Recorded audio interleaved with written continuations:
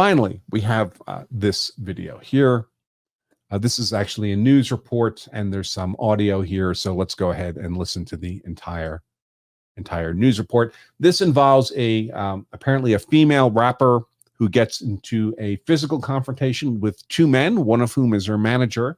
I don't know what they're doing here. I don't know if they're just beating her or they're attempting to rob her, but it certainly appears that there's some kind of 2-on-1 disparity of numbers, men against a woman defender here, which would give rise to perhaps a reasonable perception that this woman would be privileged in this moment, facing this attack, into using deadly force to defend herself.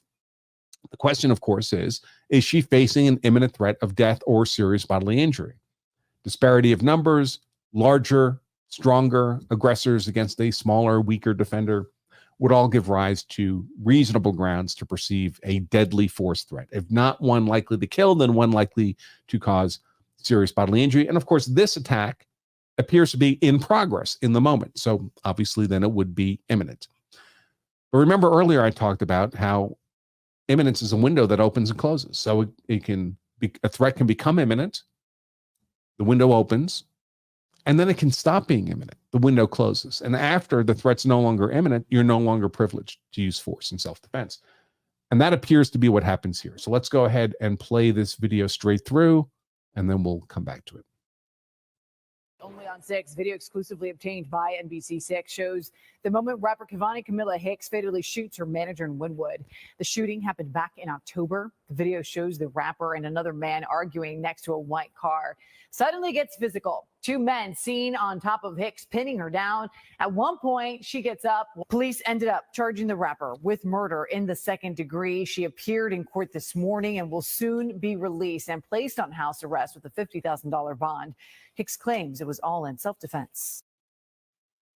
House arrest for a murder caught on video. That's remarkably lenient, I have to say, especially in Florida. Not uncommon in Florida for bail to be denied under these kinds of circumstances. But so here we have this initial fight. Do we have here an imminent deadly force threat against the female rapper who's, I presume, is the one on the sidewalk? Perhaps so. It looks that way. Could be. There she is getting up off the ground. While she's apparently getting beaten or getting robbed here, would she be privileged in this moment from pulling a handgun and using that handgun to defend herself? I think she'd have a viable self-defense justification for that. Unfortunately, that's not when she uses the gun. She uses the gun here when apparently she's no longer under attack. So here she is, she's coming into the frame, she's got her gun up, and she's shooting. Where are the men? The men are not there. They're not attacking her any longer. In fact, when we see them, the one of them, he's running away from the gunfire. Now, again, just like with the cop video, if we imagine that this dude has his own gun, maybe he's still presenting as a imminent deadly force threat, but I don't see a gun here. She just is pursuing him, follows him around the car, shoots him again, and of course, as we know, ultimately kills him. I don't know where this car comes from. Maybe it's the other dude who was in the fight. By the way, would he be privileged? Could this be a justified use of force against this rapper? Presuming this is intentional and not some weird kind of accident.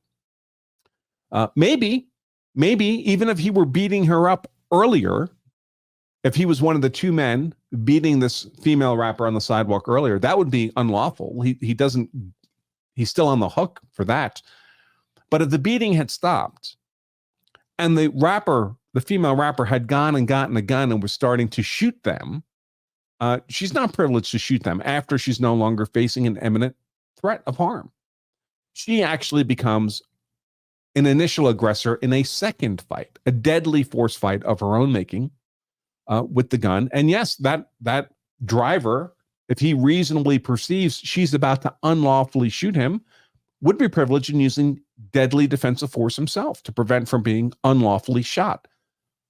Obviously, striking someone with a car, and she looks like she actually gets run over, would be deadly force, but could be justified on these facts. That would not remove the driver's liability from being an actor, an unlawful actor in the first beating. He's still on the hook for that, but that does not justify her escalating to deadly defensive force after she was no longer facing an imminent threat of harm.